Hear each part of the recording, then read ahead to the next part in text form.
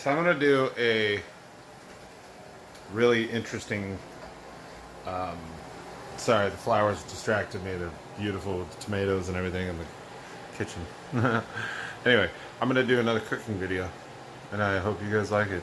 So it's going to be a baked fusilli, almost like lasagna style pasta, stuffed inside of a meatloaf that's then bacon wrapped.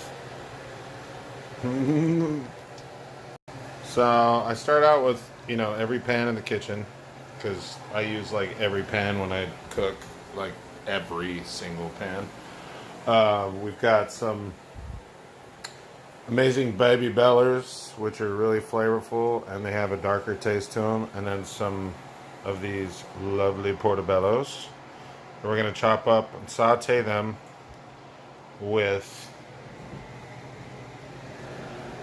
it's like almost the Holy Trinity minus the pepper, like the red pepper. It's got the celery and some green onions in it, and then regular onions. It's really good stuff. And then I'm going to put more green onions in it, and we'll start from there. There's bacon, some cheddars, some beginning of a good sauce, which I always fix it because it always sucks. Everybody should know that any of these are not meant to be on your pasta. You're supposed to fix them first with, spices and red wine and stuff like that to make them better. They're just a beginning starting point. A beginning starting point. Yeah, I sound like a retard. Anyway, continue on. Alright, so with the mushrooms, you're going to put about 3 tablespoons of olive oil, and then about a hefty tablespoon of butter. I prefer Irish butter because it's delicious and it is, better. It doesn't burn. Alright, now you get your oil and butter rip roaring hot. Hopefully I don't drop my phone in the stove. Hold on. In my other hand. Who put this on here? Superwoman? Alright, add some garlic.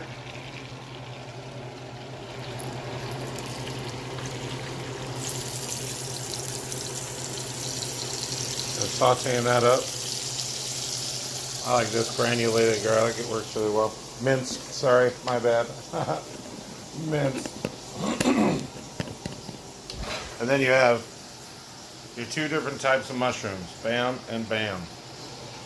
Portobellos and the other ones. Then you get your mixture of onions. I get the big one because I use it for a lot of stuff. Dump in about, a third of it. Then we're going to get a spoon. I like to call it a spoon. Get it all up in that buttery goodness. Buttery, oily goodness.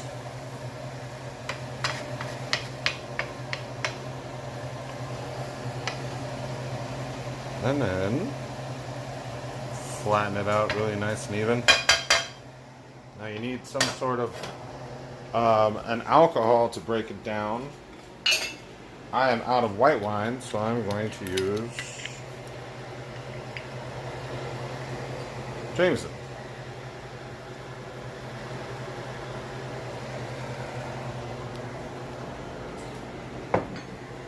Then we're going to find a lid. Where are all my lids? Oh, there's the one I need.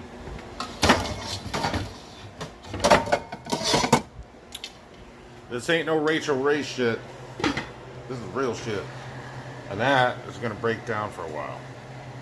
Needs to get everything caramelized and just like melty, ooey, gooey goodness in there. Now while these are breaking down, we're going to make our sauce, which is going to be basic marinara sauce, whatever you like to use. Everyone's got a preference for a base, but Hunt's is pretty good to me most of the time. Then a red wine, 19 Crimes, seems like a good culprit. We're going to put in a good splash of that for the base. And then we're going to put in some Parmesan and Romano cheeses. And who can't have any more garlic? Ha! Me. I love it. So, I'm going to put more of this in the sauce. Just a bit. A couple of tablespoons. I'm out! Damn it! I need more. Yep. Alright, so cover that up. I'm going to shut that.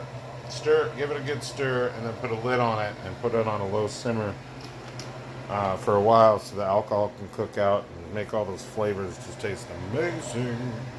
Now we're gonna get the fusilli going. I learned from very smart people, i.e. Rachel Ray, who's Italiano. You always salt the hell out of your pasta because it's the only time you're going to have to actually flavor the pasta at all. So I'm going to salt it. And then as the Italians do, I'm not Italian, but I listen very well. Put a little olive oil in there. Bam. Yep. And then I bring that to a boil. And we're going to put in the fusilli. And then it's going in here with lots of cheeses and things and stuff. And then I have to cool it down. Oh, you're going to love this. All these mushrooms are getting nice and soft. Onions too, obviously, and the garlic and everything, but they're getting nice and swap. Now after they've been under the cover for a while and moving all their juices around, then I pull the lid off and I condense them down so there's no fluid in them. And then we start making the meats. Now, just to add insult to injury here, I'm adding a little bit of the Jimmy Dean's hot sausage to the sauce, just to give it some extra kung pao. Yeah. So we're gonna cook that down and then add it into there. These bad boys are about done, so I'm going to just set this lovely lid, if it'll stay, to the side so it can evaporate a lot of that moisture out of there, because I don't want any of that. I just want them to be a happy family. Now with any sauce you're fixing, you want to add Italian seasoning. Like I said, they don't really put a lot in there because they have to build a demographic, yada yada yada. Red wine, a little bit of salt, just a little bit, garlic, which I already put in there, and a little black pepper.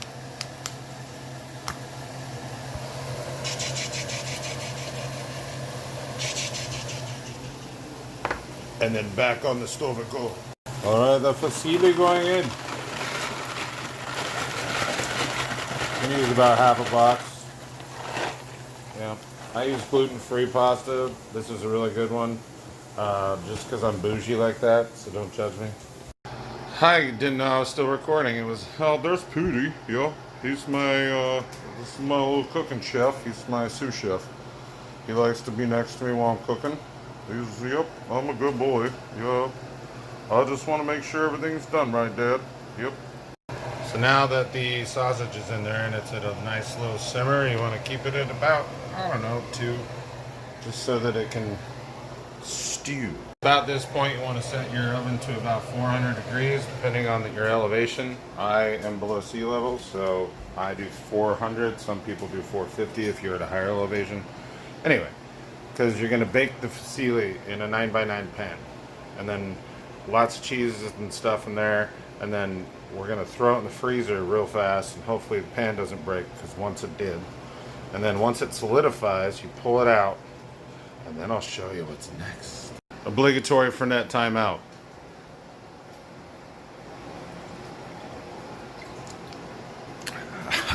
Now remember, keep checking your pasta, because you don't want it.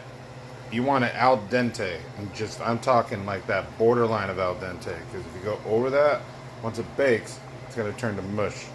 And you want it to soak in all the cheeses so that when you cool it, it all solidifies together like a cake.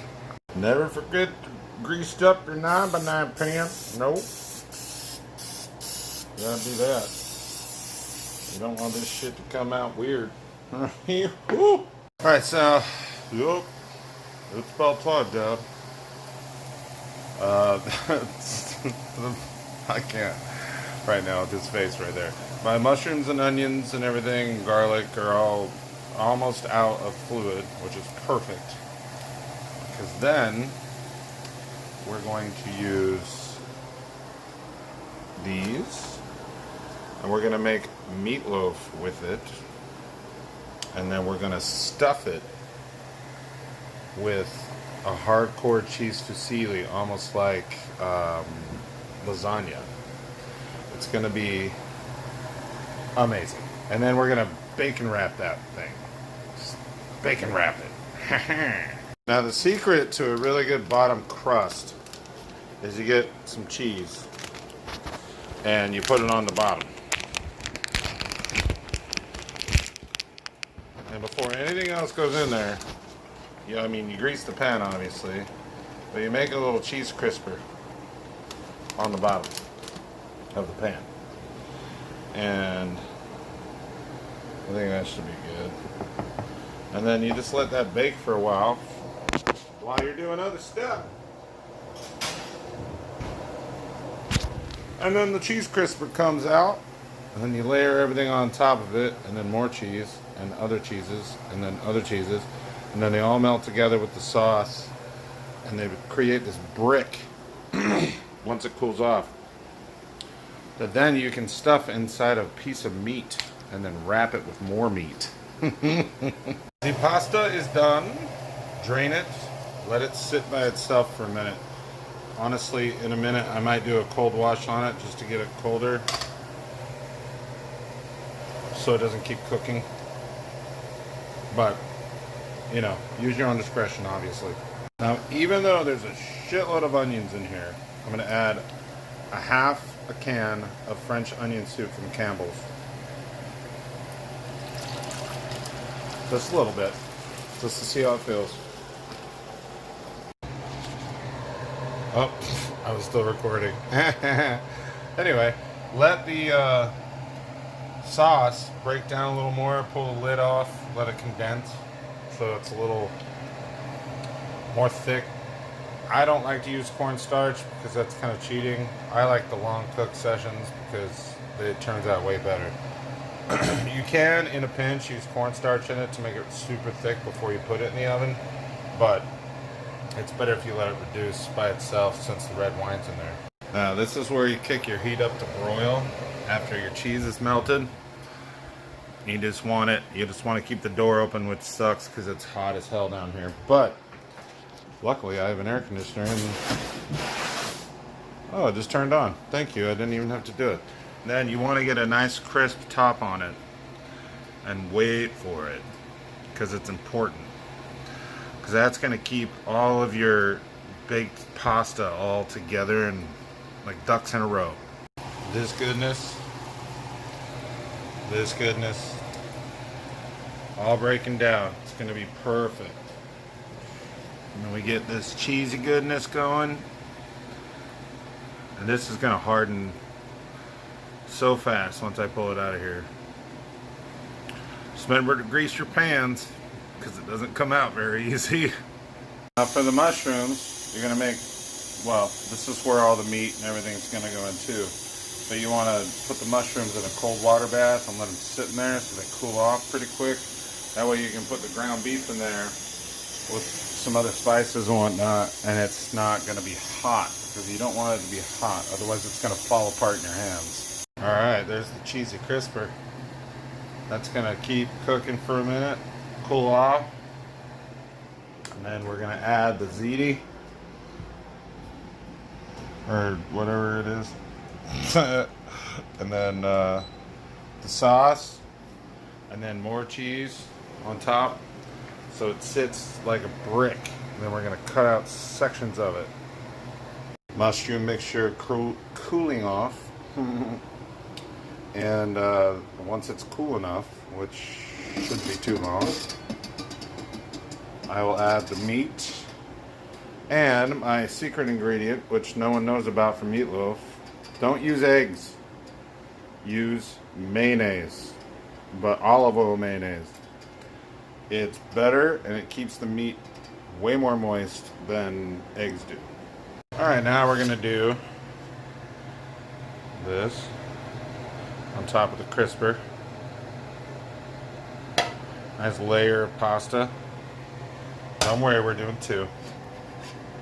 And then there's going to be some sauce. Lots of sauce. Spread it around, get it all even.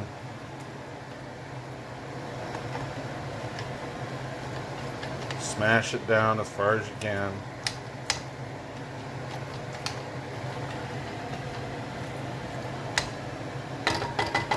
Then, sharp cheddar.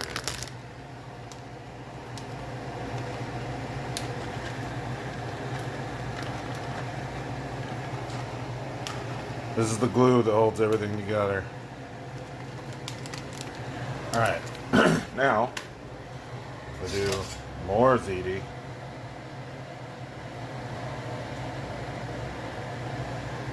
Move that around everywhere so it's even. Smash it down. Smashing is important because it keeps it in a brick. That bottom layer is going to give you all of what you need to make what I'm going to make. And smears around. Smears around.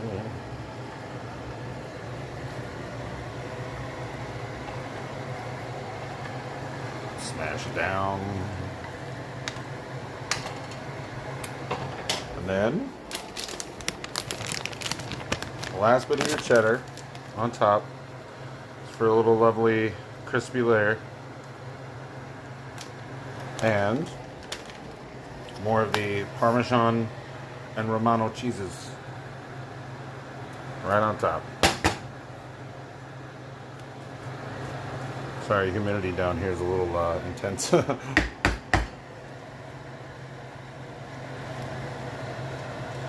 is going to keep all of your pasta and everything in place as it cooks. And then when you pull it out, we cool it off, which takes some time too. This is not a short meal to make. This is something you make for friends that are coming over from out of town, or that you haven't seen in 10 years. This is something you make for them. I'm making this for my girlfriend because she's a hardworking nurse and she deserves some really good food. So hold on one sec while I put this in the oven. Alright, now I put that in the oven at 400 degrees. It's going to have to be in there for at least 45 minutes. So I'm going to take a break and I'll come back to you in a minute and then we'll make the meats. I'm washing dishes as I go because I dirty everything in the entire house all the time. It's amazing. By the way, the mushrooms are actually cooled off by now, so once I get back inside from talking to the neighbor, I will make the meats, and that tastes delicious. Very mushroomy, so if you don't like a lot of mushrooms, don't use as many as I did. I personally don't like mushrooms unless they're cooked. But if they're cooked, the flavor is delicious as long as they're caramelized. And here is my partner in crime, Petey. That is just, he gave up on me. Petey, are you alive? Petey? Oh, there he is. Hey, Dad. What's up? Alright, 2 pounds, 85.25. Or 85.15, whatever. I can't do math right now. Lean ground beef. The good Angus beef, because you don't want to skimp on this. And then I use Blue Plate. It's really good mayonnaise, but you can use whatever you want. But 2 healthy tablespoons of that in there. Bam. Then we'll make it 2.5. Then we'll mix it all together, and then I have to add breadcrumbs. Instead of breadcrumbs, I'm using white cornmeal because it works just as well. About 3/4 of a cup of that in there. That'll keep it all solidified together. Got the meat mixture all mixed up. It's nice and malleable. It's still chunky, but it's malleable because you're going to want to use it almost like Play-Doh around the outside of the ziti. It's going to be good. Now here's the baked ziti. And now you got to let it cool for a while. Like, I don't know, probably an hour or more. So I'm going to go put on a movie and come back, and when I'm ready, because I'm going to put this in the fridge, obviously, because it's meat. Then I'm going to cut pieces out of this, wrap it in meatloaf, and then wrap that in bacon. Now while the ziti is cooling, you want to throw in your bacon. I use maple. I don't even like get all fancy and spread it out or anything. I just want it to start cooking. I don't want it to finish cooking, so I don't want it to be too spread out. But I want it to start cooking so that it's still malleable, so I can move it around the meatloaf without, you know, having to worry if it gets done or not. So yeah, so I just throw it in there, and then this is cooling, and the meat's in the fridge. Flowers. PD. So the bacon's breaking down a little bit. You don't want it done too much, but it's good to get it up to a good temperature. And I have, like I said, at 300 degrees. So it's been in there for about, I don't know, 20 minutes. Needs to be about probably another 20 more. This is solidified. So now we're going to cut it in these long stretches. We're going to get 4 meatloaves out of this. 4. Alright, so on my cutting board, now that I've cut the pasta in quarters, I put parchment down and I put non-stick cooking spray. Parchment's a bitch because you have to hold it down because it likes to fly away. But I'm going to basically roll out meat right here and then wrap it in that, or wrap that in the meat, and then put more meat on the ends, and then wrap it in bacon and put it in the oven in this. Dad, you left me back in the kitchen. Jeez. Ooh, yeah, it's hot in there. Yeah, it is. Alright, now the real hard part. So the bacon is like, it's technically done, but it's still flaccid, but safe. But I'm going to kill that down to 350. And then I'm going to get the meat out, stuff it with this, wrap it in that, put it back in that same pan, and cook these little loaves of amazing goodness. So once you stuff these meatloaves full of the fusilli, or whatever the hell I called it earlier, I don't even remember what pasta I used. I think it's fusilli. They look like this. They look like a slug. And then you grab the bacon, you wrap them in them, and you're going to put it in another pan, and you're going to cook them for a while. So I got 3 stuffed of those amazing mushroom meatloaves with fusilli pasta that is like all kinds of cheeses and sausage and just pasta in general, lots of cheese. And they're all stuffed inside here. Notice the toothpicks. It keeps them all together. I'm going to put these in the oven. I'm going to bake for about an hour on 350. But check on them.